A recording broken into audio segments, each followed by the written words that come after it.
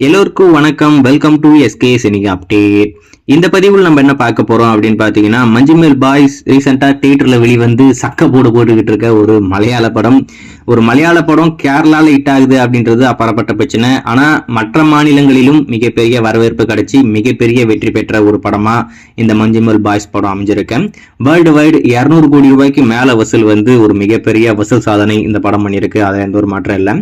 April 6ஆம் தேதி இந்த மஞ்சுமேல் பாய்ஸ் உடைய தெலுங்கு டப்புடு வெர்ஷன் தியேட்டருக்கு வரப்போகுது. அந்த படத்தை நம்ம மைதிரி மூவி மேக்கர்ஸ், அதாவது குட் பேட் அக்லி அந்த படத்துடைய தயாரிப்பாளர் தான் தெலுங்கு டப்புடுக்கான தியேட்டர்கள் ரைட்ஸை வாங்கியிருக்காங்க. அவங்க தான் அந்த படத்தை வெளியிட போறாங்க. ஏப்ரல் 6ஆம் தேதி இந்த மஞ்சுமேல் பாய்ஸ் உங்களுக்கு தெலுங்கு டப்புடுல தியேட்டர்ல காத்துக்கிட்டு இருக்கேன். ஓடிடியில வரும்போது இருக்கிற எல்லா லாங்குவேஜ்லயுமே ஸ்ட்ரீம் பண்ணுவாங்க. அதுல எந்த ஒரு மாற்றம் இல்லை. ஆனா இப்போதைக்கு எந்த ஒரு ஓடிடியும் இன்னும் வாங்கல. ஹாட் ஸ்டார் ஓகே அப்படின்ற மாதிரி சொல்லியிருக்காங்க. ஆனா இன்னமும் அக்ரிமெண்ட் கூட சைன் ஆகல அப்படின்ற மாதிரி ஒரு தகவல். ஸோ வெயிட் பண்ணி பார்ப்போம் கடைசியில யாரு தான் வாங்குறாங்க, எப்பதான் இந்த படம் ஓடிடியில வருது அப்படி சொல்லிட்டேன்.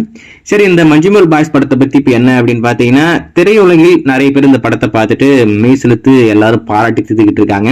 அதுல கடைசியா இப்போதைக்கு நம்ம சூப்பர் ஸ்டார் ரஜினிகாந்த் அவர்களுமே இந்த படத்தை பார்த்துருப்பாரு போல இருக்கேன்.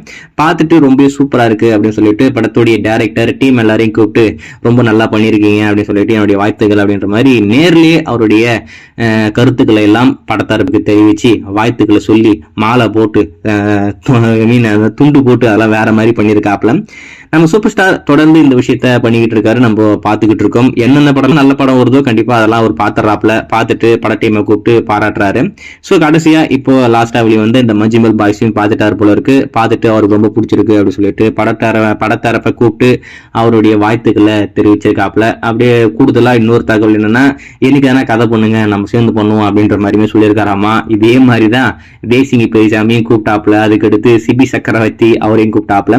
அவங்களும் வந்தாங்க, கதை சொன்னாங்க, வெயிட் பண்ணாங்க. கிட்டத்தட்ட 2 வருஷம் வெயிட் பண்ணாங்க. கடைசியில் நீங்க போங்கப்பா அப்படின்ற மாதிரி அமைச்சிட்டாப்ல. அதே மாதிரிதான் இவங்களையும் பண்ணுவாரு. அதுல எந்த ஒரு மாற்றம் இல்லை. ஸோ வெயிட் பண்ணி பார்ப்போம். எல்லோருக்கும்